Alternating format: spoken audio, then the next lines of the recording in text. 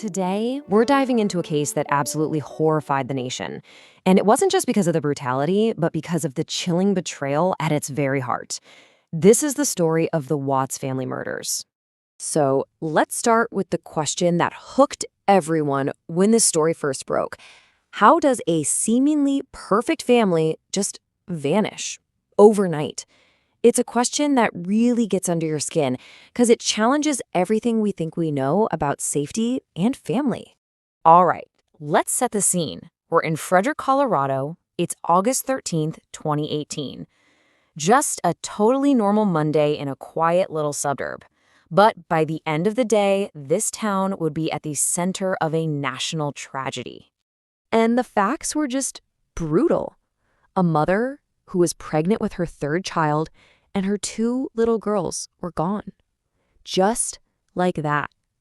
Their home was empty, their phones were silent, and awful, chilling quiet had taken over.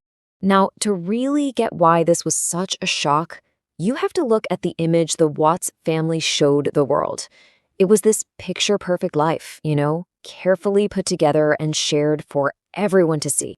So let's put some names to these faces. You had Shannon, 34 years old, super active and bubbly, especially on social media.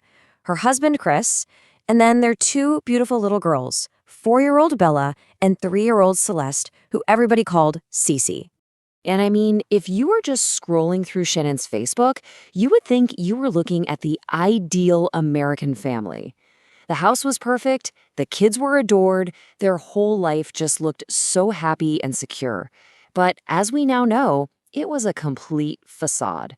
Because behind all those smiling photos, the reality was something else entirely.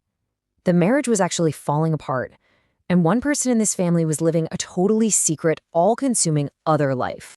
And the contrast during that summer of 2018 is just staggering. On one hand, you have Shanann. She was 15 weeks pregnant with their son they were going to name Nico, and she was completely focused on her family's future. But at the very same time, Chris was deep into this intense affair with a coworker. People said he was emotionally checked out, just distant and withdrawn.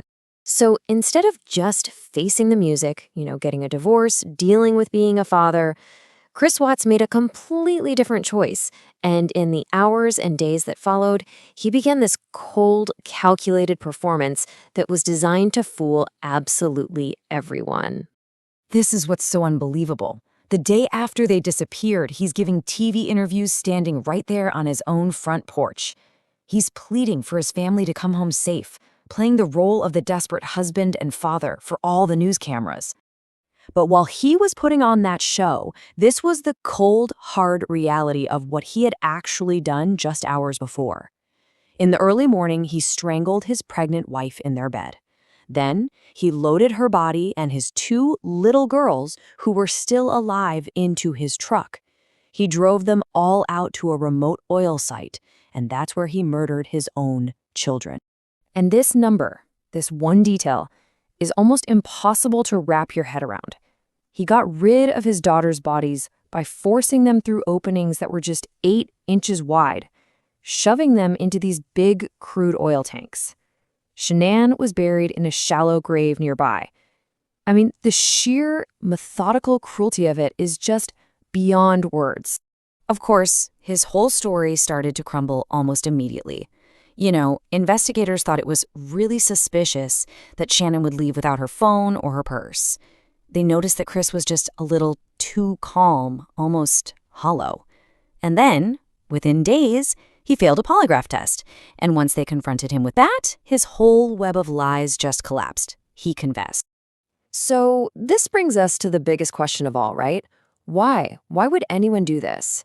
And his confession revealed a motive that was somehow even more disturbing than a simple act of rage. It was a choice.